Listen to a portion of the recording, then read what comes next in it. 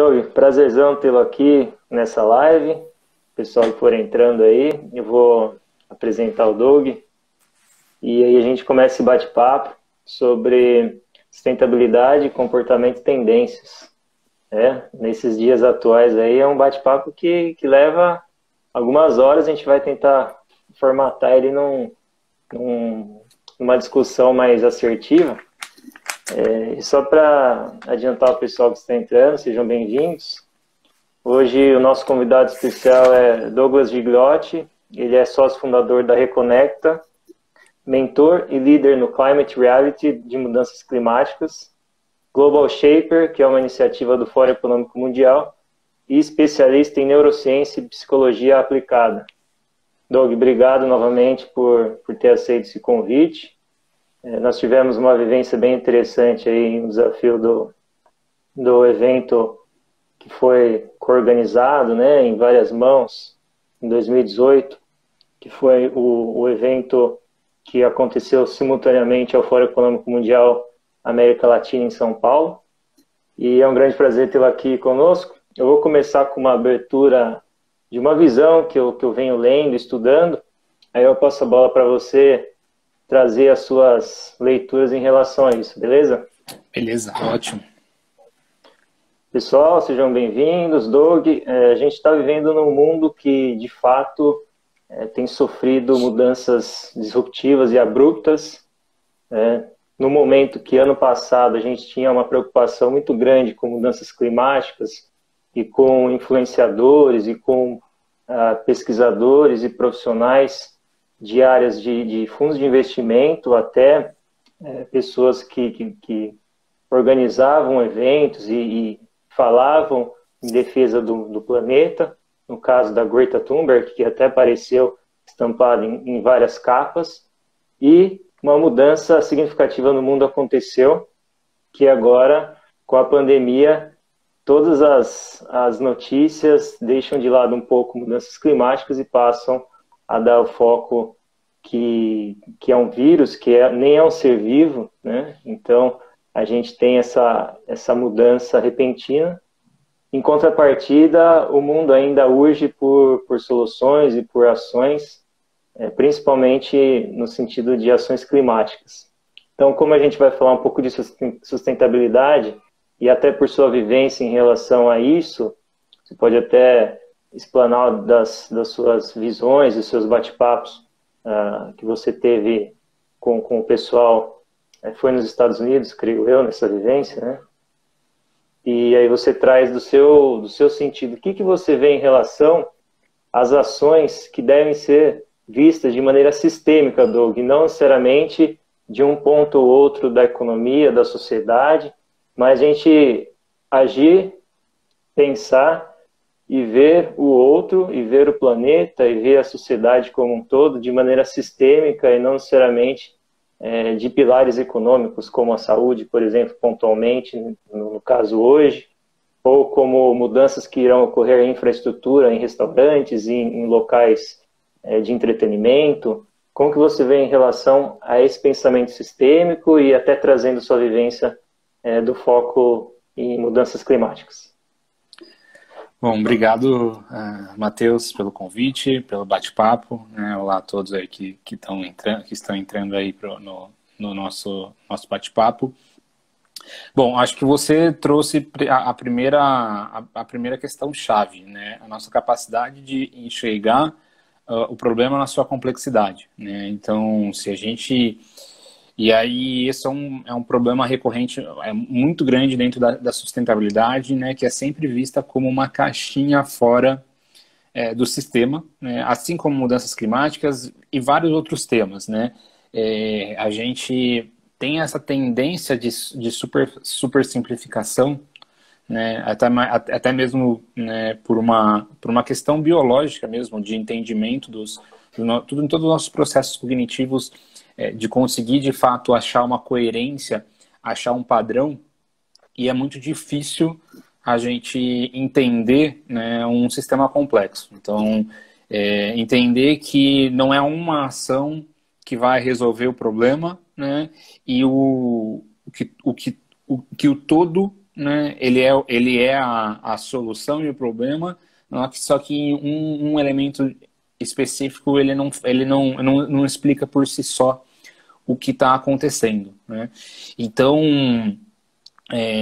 esse olhar com a sustentabilidade fazendo parte, permeando essa nova proposta, né, ou esse novo modo de vida, né, é um dos anseios, né, da comunidade de sustentabilidade, da comunidade em que olha os problemas ambientais como uma prioridade, né, mas que a gente vê que tem alguns passos ali para ser trabalhado, tem alguns passos para a gente voltar e repensar, né? E acho que essa pandemia ela está ajudando a gente fazer algumas reflexões que a gente muitas vezes não parava para fazer, né?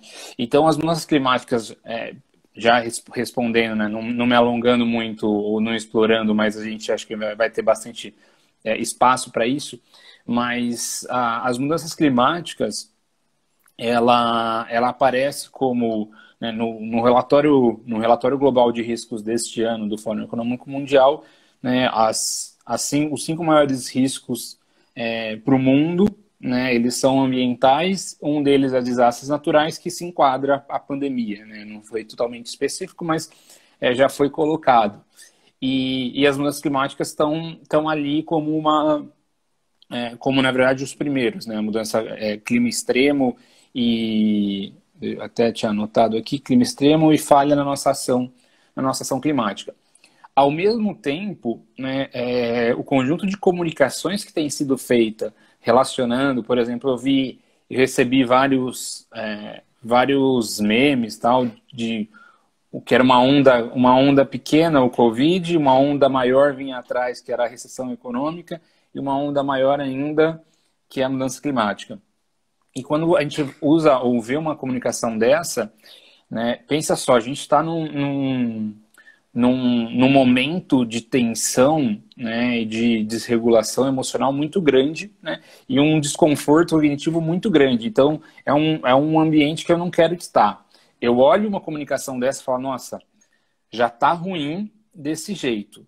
Vai vir algo que vai ser pior ainda, e vai vir algo que vai ser pior do que uma coisa que eu não quero, né, nesse momento.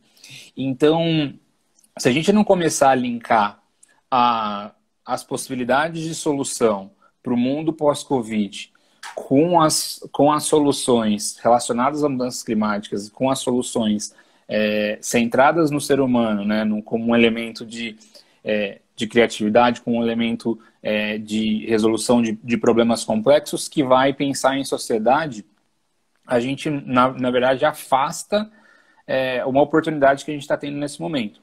Então, se a gente pensar em todas as grandes retomadas econômicas, né, a gente tem planos, né, Plano Marshall, enfim, vários exemplos que investiram na reconstrução via infraestrutura, né?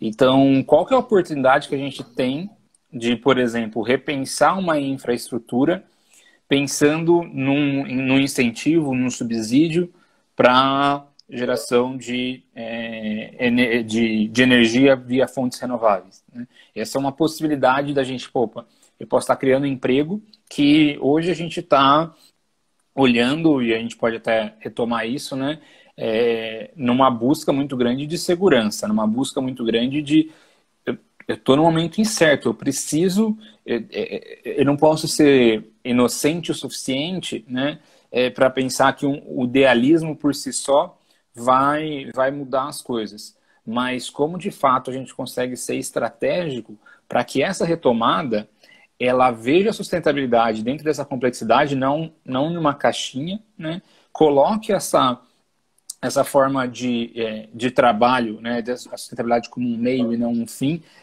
para a retomada de um novo mundo, né? E aí a gente tem que repensar qual que é esse novo mundo, o que a gente quer para ele, né? Eu acho que algumas ações já indicavam, né, algumas mudanças que estavam acontecendo na nossa sociedade como um todo, né? E a gente agora está com, assim, a gente no sentido de, como sociedade, principalmente os grandes tomadores de decisão, né? E aí eu enfatizo muito a questão dos players do sistema financeiro e do sistema de produção, né? A gente vão ter escolhas, né, que vão direcionar muito essa reconstrução, fora as políticas públicas. Eu não sei se todo mundo, né, que está acompanhando viu, por exemplo, o Canadá anunciou dia 11, semana passada, né, um pacote de medidas, né, de refinanciamento, com as contrapartidas vinculadas, dentre elas, questão de recompra de dividendo ou não, né, remuneração compatível, então questão salarial dos executivos não passar X vezes, né, a média, e relacionado às ações de mudanças climáticas da empresa. Então, legal, eu estou fazendo uma política pública que vai reaquecer a economia, mas que isso vai ser o subsídio para uma transformação socioambiental. E eu acho que é esse caminho que a gente vê como tendência, eu acredito muito nele, mas que a gente entende como uma grande possibilidade de caminho para de fato conseguir habitar nesse planeta. A gente está a cada ano consumindo mais rápido nosso repositório. O ano passado, o dia que a gente consumiu isso em média global foi dia 31 de julho. Né? Então, quase no meio do ano, a gente já consome nossa reserva para o ano todo. Né? Um exemplo, depois se você quiser até passa o site, ele mostra por país e tudo mais. Então, a gente está baseado num modelo em que prevê um consumo infinito de recursos finitos. E eu não estou falando aqui de vamos colocar socialismo, comunismo, não vamos entrar nessa seara, né, que é muito, muito maior do que a gente está falando aqui. Aqui é pensar em como o sistema como ele funciona agora pode se readaptar, né, diante dessa pandemia para um mundo em que a gente de fato considere a sustentabilidade e o equilíbrio, né? E aí quando eu falo equilíbrio, é o equilíbrio das pessoas, das relações e do meio ambiente, como uma forma, um jeito de fazer negócio e de suportar a economia como ela tendo a sustentabilidade, de novo, como um meio e não como um fim. Não sei se eu respondi essa pergunta, que eu fui para um lado, para o outro. Um pouco complexo. Não, total sentido. O que eu queria puxar, até pela sua vivência e estudos na área, Doug, é em relação ao cérebro trino e como que a gente age, pensa e em relação a sentimentos, em relação a medos. Você acha que, da perspectiva atual da pandemia, as pessoas estão sendo menos trabalhado o neocórtex da razão e a gente atuando muito mais na questão do reptiliano e do límbico aí, mais na ação de sobrevivência e mais nas emoções, sendo marcas ou empresas impactando as pessoas por meio da emoção e por meio desse relacionamento com essa questão de sobrevivência? Como que você vê em relação a isso nos dias de hoje? Então, falando um pouco sobre o cérebro trino, o cérebro trino ele é uma teoria, né, colocada... eu não vou lembrar o nome do neurocientista, mas que ela é um pouquinho controversa, porque, assim, de novo, ela simplifica, né, e ela coloca algumas formas de como o nosso cérebro evoluiu de uma forma muito, muito simplificada e que pode cometer alguns erros. Então, só para explicar um pouquinho essa teoria, fala que nosso cérebro evoluiu, né, do reptiliano, límbico o córtex, né, sendo o reptiliano comum entre todas as espécies e que é esse instinto de sobrevivência, né? O límbico, ele está relacionado à questão emocional e o córtex em relação à questão de planejamentos e de racionalização diante de tudo que está acontecendo, né? Não foi desse jeito, não foi de uma forma linear, né? Mas as pessoas... é uma teoria muito difundida, né?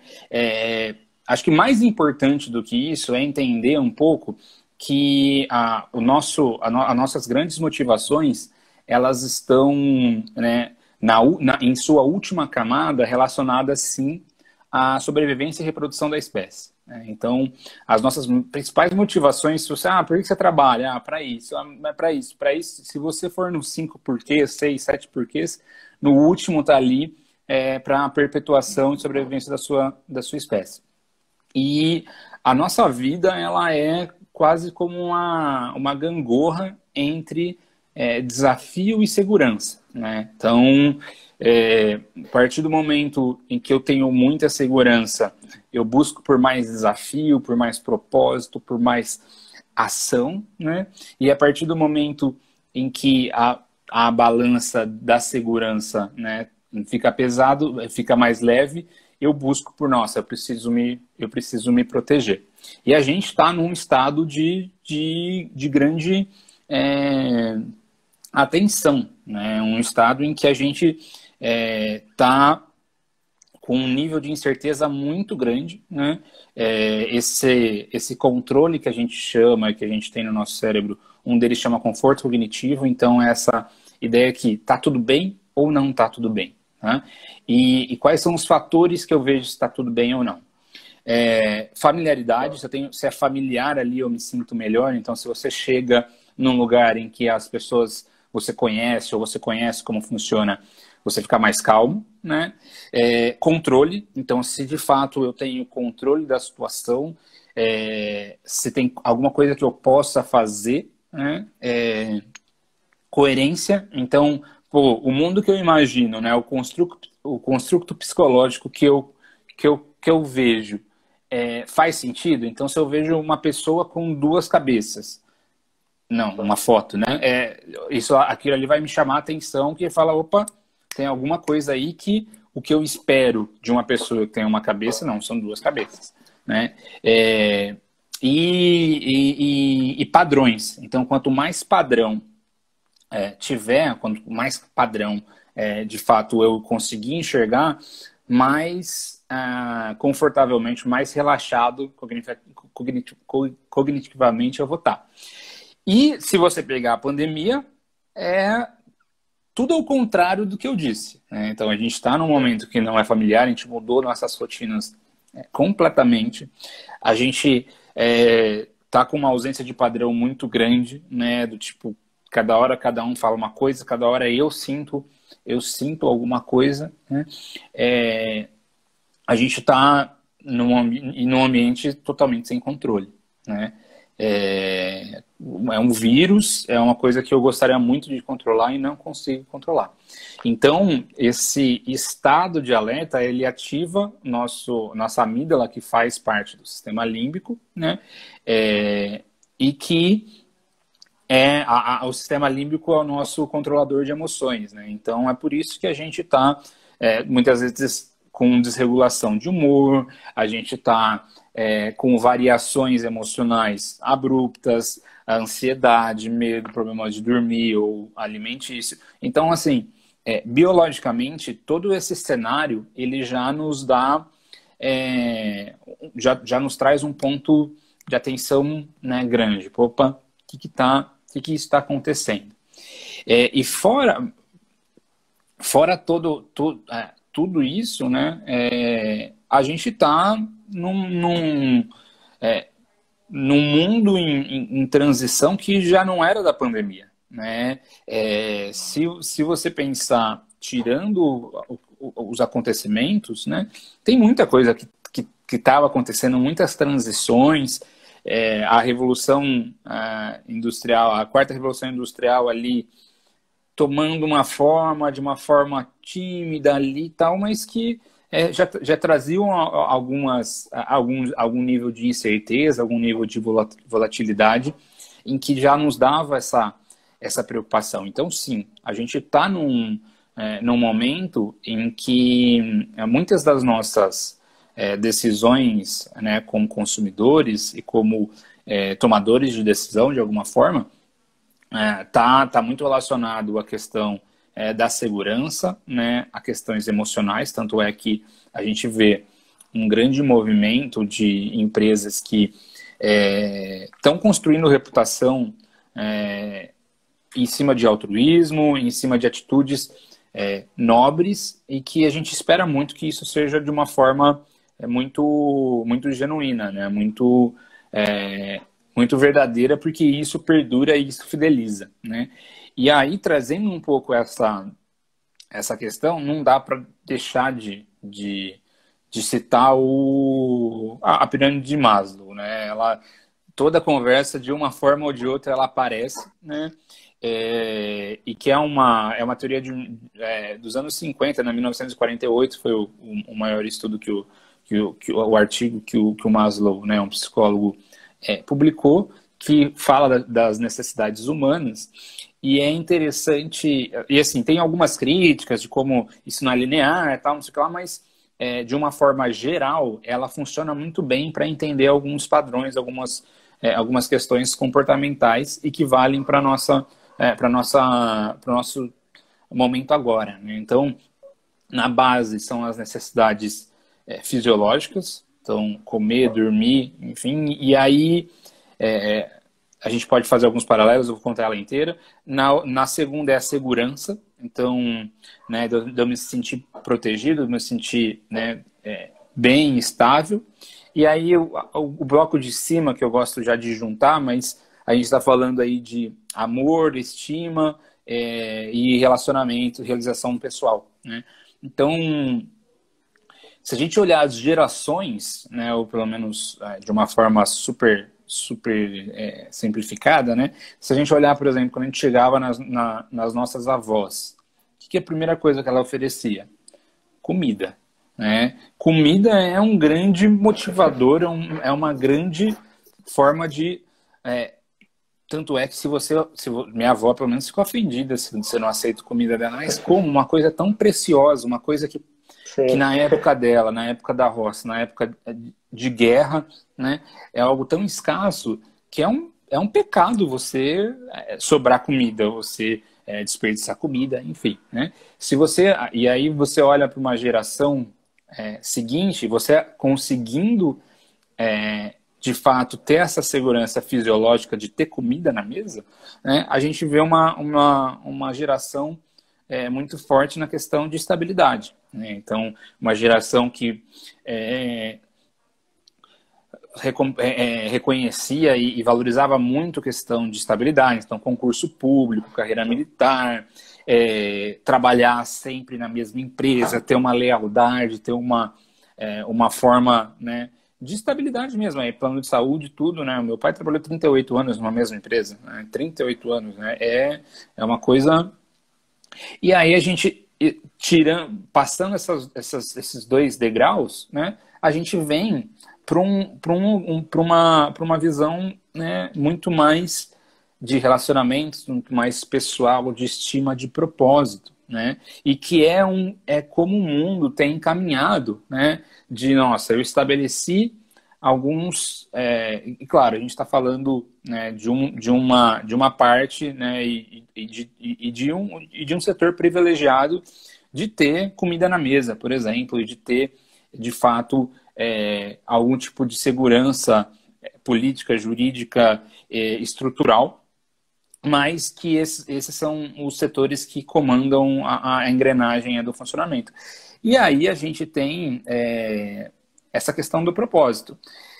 E aí, se você vê as gerações, nossa geração é uma geração que pensa muito mais nisso, né? Do tipo, tá bom, mas por que a gente está fazendo isso? O que vai levar? O dinheiro é tudo? Não é, né? E a gente, né, agora está num movimento em que a gente estava superando, indo para a parte de cima da pirâmide, né, de pensar nessa questão de propósito, de pensar nessa questão de como que o mundo faz sentido, como que o meu trabalho faz sentido, como que eu contribuo para o mundo, né? Só que agora vieram algumas incertezas que levam parte da população, se não a maioria, para baixo da pirâmide, né? Do tipo, eu vou ter dinheiro, eu vou conseguir consumir, eu vou ter uma estabilidade para ter uma família, né? E aí o grande ponto, né, eu acho que a grande diferença é que, diferente das gerações anteriores, a gente nunca esteve lá no topo, né? Só que a nossa geração está no topo da pirâmide no sentido de pensar no propósito. Então essa volta, ela pode ser uma volta totalmente diferente, né? Essa volta, ela pode ser uma volta com muito mais significado para a construção de sociedade como um todo, né? Então, vai sim, né, essa questão emocional, o que está acontecendo, né, no nosso cérebro, explica toda essa variação emocional, todas essas dúvidas.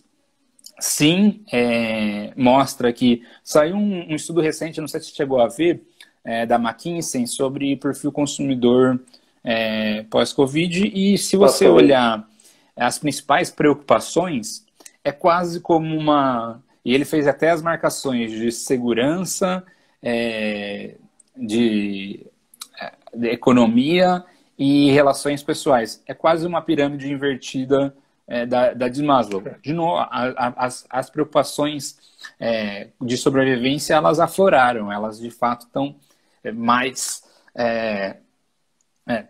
prioritárias.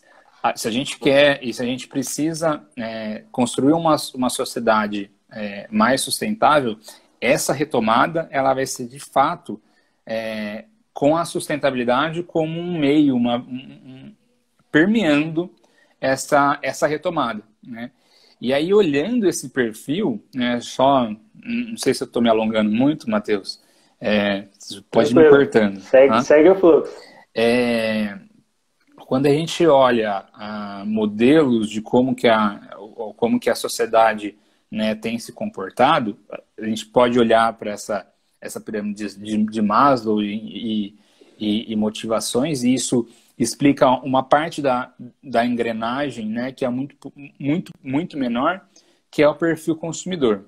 A outra engrenagem, que é a maior, né, e que efetivamente consegue movimentar, né, o nosso perfil consumidor consegue, de alguma forma, influenciar essa engrenagem maior, mas essa engrenagem maior influencia muito mais nosso perfil consumidor, que é o nosso sistema produtivo, nosso sistema financeiro.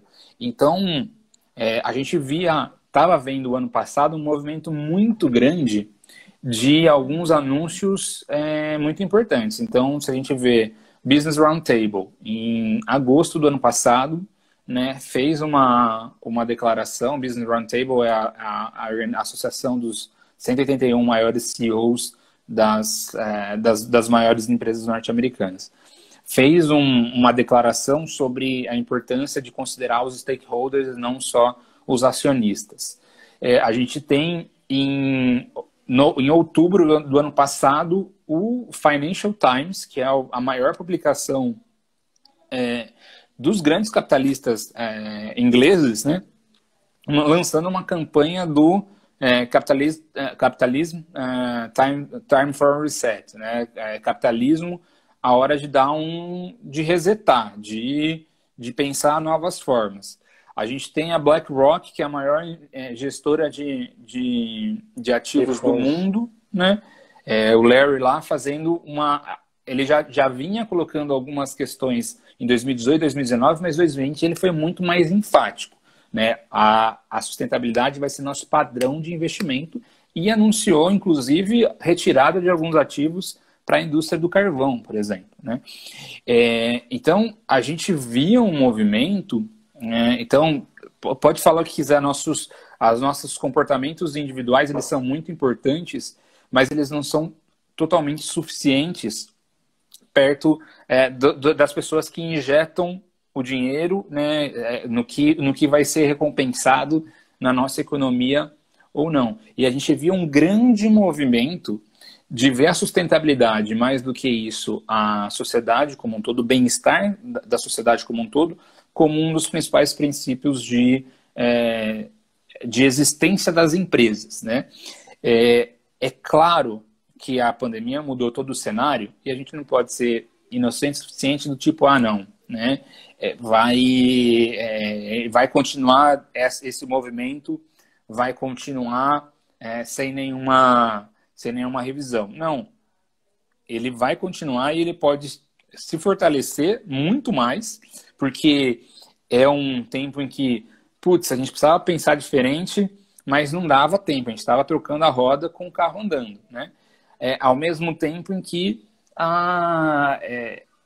pode piorar, do tipo, não, esquece isso, agora o foco é só fazer dinheiro, a gente precisa recuperar o que a gente perdeu e bola para frente. Eu não acredito nesse último cenário porque eu acho que todo esse período, tudo isso que está acontecendo está permitindo a gente ter uma reflexão muito grande do nosso sentimento como sociedade, do nosso sentimento de por que a gente está fazendo isso, né? O que realmente é importante ou não é. Tanto é que nesse mesmo documento, né, da McKinsey, né, mostra que a tendência, o que eles pesquisaram é um consumo mais consciente. Então, 63% 63% dos 2/3, 66% dos entrevistados falaram que tiveram algum tipo de mudança significativa para um consumo mais sustentável durante a pandemia, né? E também, como uma outra tendência, eles apontam essa questão de propósito como um ponto de relevância para o perfil consumidor. Então, é algo que a gente já enxergava antes, né? E com a pandemia, eu acho, e aí é uma opinião pessoal, lendo todos esses relatórios, vendo tudo isso que tem acontecido, que vai ser um grande potencializador, né? Isso não significa que a gente não vai ter crise econômica, isso não significa que o capitalismo vai acabar. Não vai acabar, está muito longe disso, né?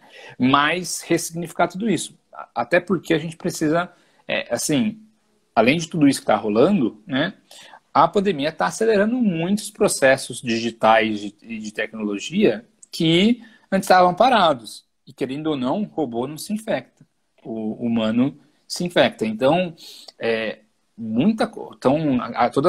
todas aquelas preocupações da quarta revolução industrial de desemprego, de substituição da mão de obra, tal, vão estar afloradas, né?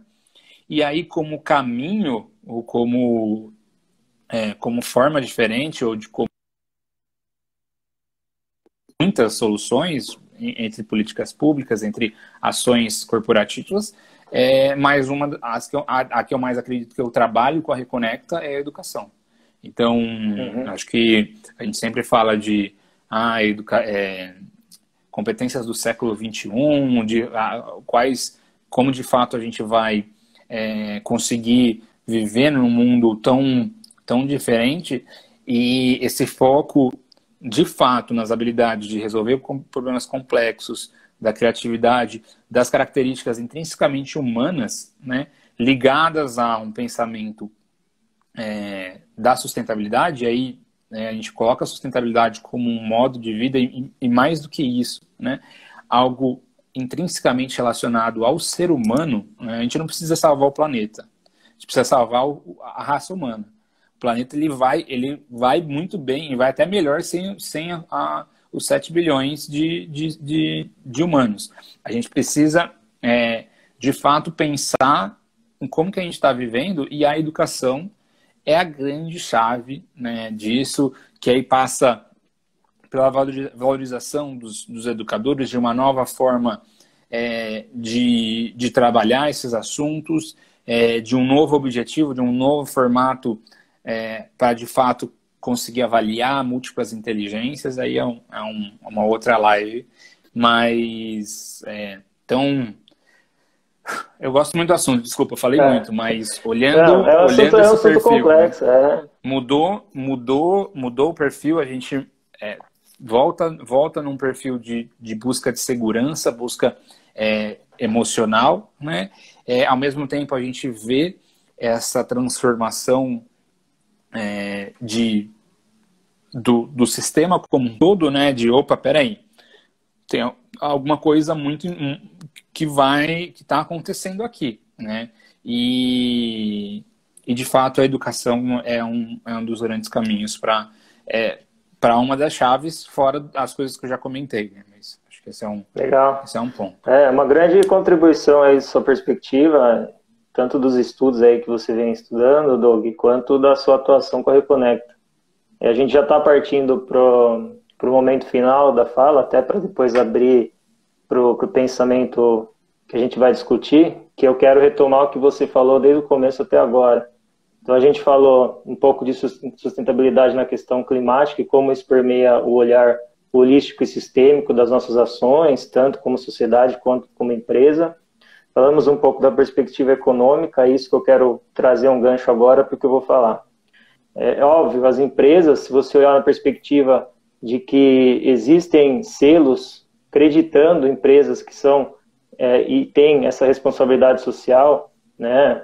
Sistema B, capitalismo consciente e outros fundos agora, de fato, somente investindo em empresas que tenham esse sistema dos stakeholders envolvidos de uma maneira a acreditar, de fato, aquilo que acontece, né? E acontece de maneira efetivamente boa, então, sem trabalho infantil, sem trabalho com mão de obra escrava, o supply chain tido de uma maneira assertiva e sem desperdícios. Então, você tem players que puxaram isso, né, que também trouxeram esse embasamento do capitalismo consciente, que é a Whole Foods, é a Patagônia, Ben Jerry's, né, empresas americanas, e agora mais empresas brasileiras, inclusive a Reconecta no Sistema B, né, fazendo parte disso. E é óbvio também do olhar econômico, né, nós temos a perspectiva de que é um fundo de investimento de quase 2 trilhões e eles olham a nível futuro que atingem cerca de 7,6 trilhões de dólares, então quase 7 vezes mais da perspectiva do capital investido, recuperado e até aumentado.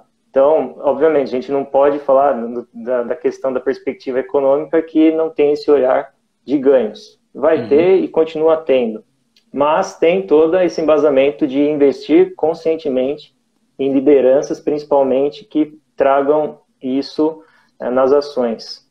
Visto isso, tendo isso em foco, eu queria puxar a questão de tendências e comportamento com base no que nós estamos vivendo hoje, de novo, da pandemia, e com uma temática interessante que também acho que não é muito trazida à tona, que é a economia circular, do ponto de vista que parece que ainda é uma buzzword, mas de fato não é aplicada na realidade, principalmente do brasileiro.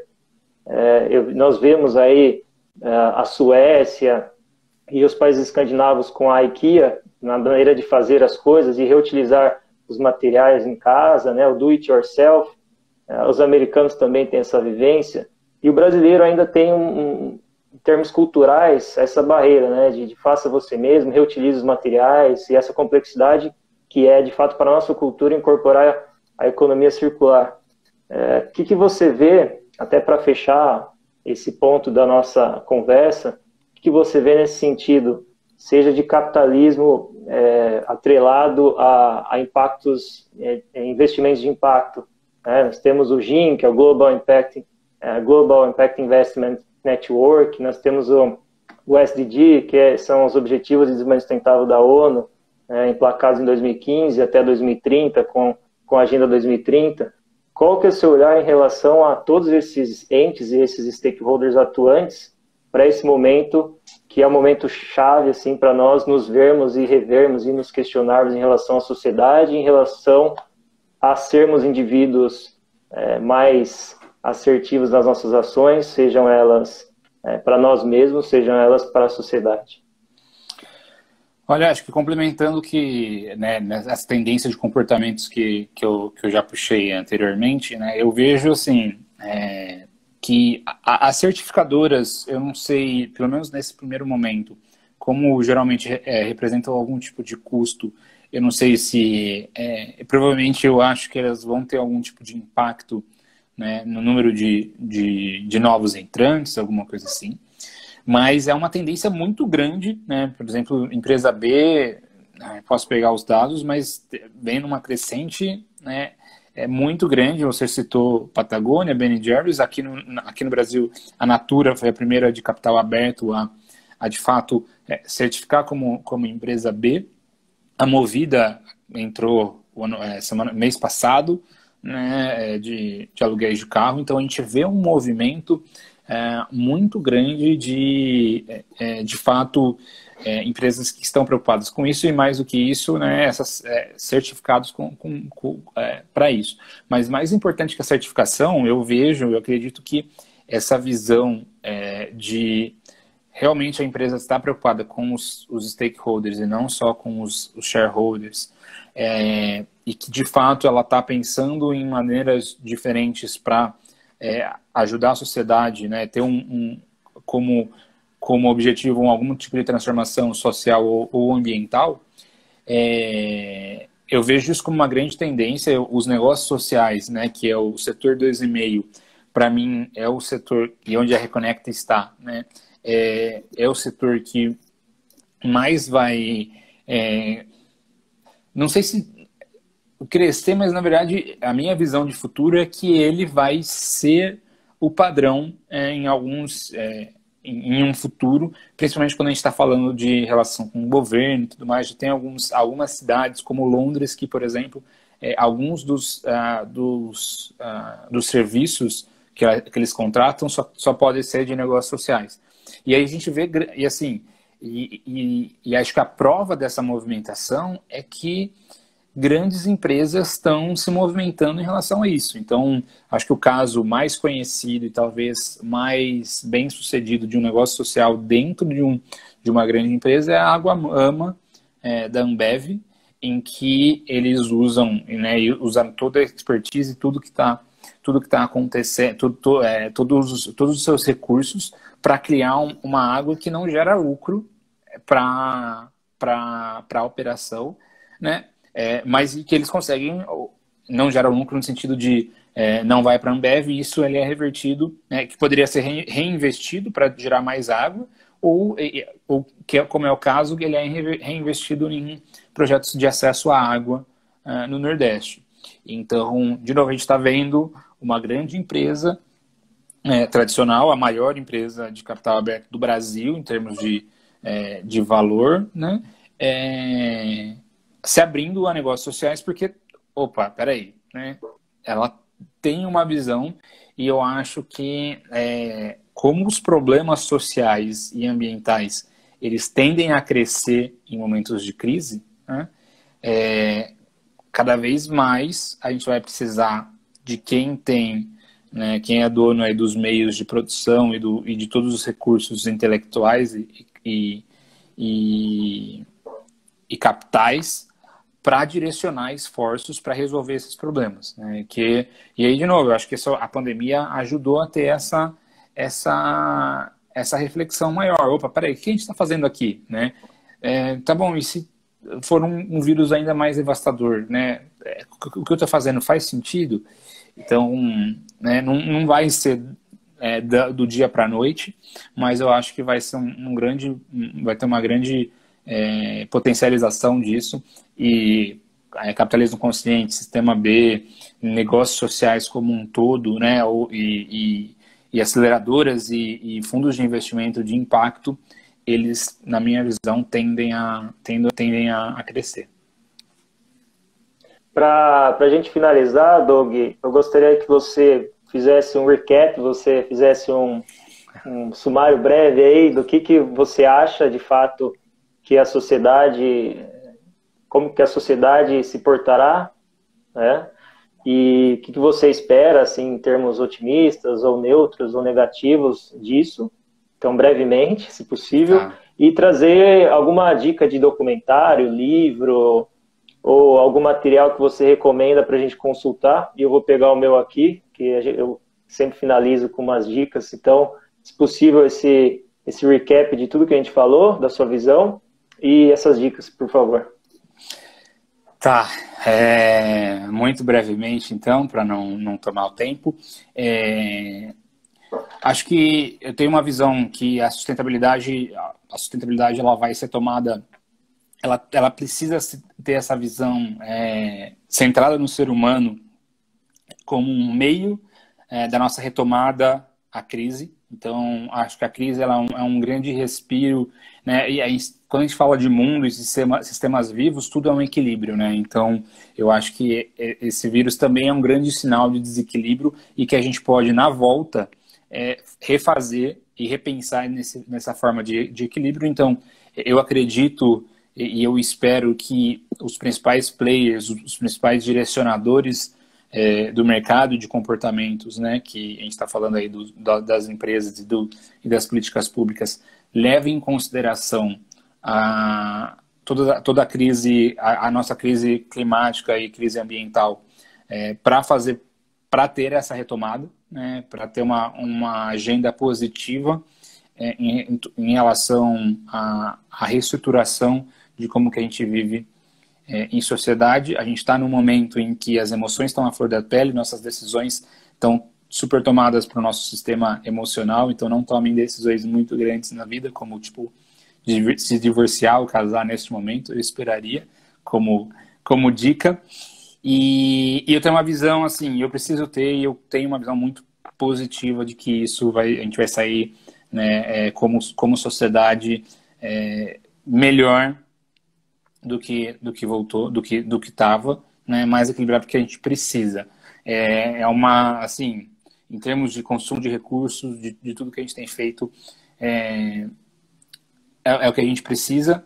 E aí fica o convite para todo mundo que tá assistindo, né, de repensar também os nossos consumos e quem eu estou financiando, né? Nosso consumo é o nosso maior ativismo, então acho que acompanhando essas tendências, consumam de quem tem uma visão de mundo parecida com a de vocês. Como livro, o meu livro de cabeceira tá segurando aqui o coisa. Esse aqui é o livro que eu sempre recomendo, Rápido e Devagar, duas maneiras de pensar, do Daniel Kahneman, que foi o primeiro psicólogo a ganhar um prêmio do Nobel de Economia, e ele fala um pouco sobre nossas decisões, como nosso processamento de dados funciona no nosso cérebro. E o que eu estou lendo agora, na pandemia, chama Revolução das Plantas, do Mancuso. Me surpreendi muito positivamente, foi uma recomendação também, assim, quase uma... Ele fala um pouco sobre o sistema das plantas e como que isso pode gerar transformação em que a gente estuda muito pouco. A gente pensa todas as nossas transformações relacionadas aos animais e não às plantas. E me surpreendeu muito positivamente. Recomendo, Revolução das Plantas, do Mancuso. Tá no meu Kindle, não dá para mostrar. Show de bola. Pessoal, então, as recomendações aí do Doug. A minha de livro, a gente citou aqui Capitalismo Consciente, então é uma visão basicamente de estratégia, liderança, de professor de Harvard e do co-CEO na época da Whole Foods. E aí deixo esse convite para vocês continuarem conosco nas lives. Agradeço, Doug, por estar aqui presente, compartilhando a sua experiência, seus pensamentos. Acompanhe ele na rede social, Reconecta também, que a gente postou aqui, então compartilhem essa live para quem gostar dessa temática tão importante para nós. E só agradecimentos, Doug. Muito obrigado. Saúde e plenitude para todos nós, para você, para mim, para todos nós. Obrigado, Matheus. Obrigado pelo convite. Convido a todos a entrar em contato, Reconecta com 2 T's, e no meu Instagram. Tá bom? Um grande abraço. Valeu, tchau, Matheus. Tchau. Tchau, até mais.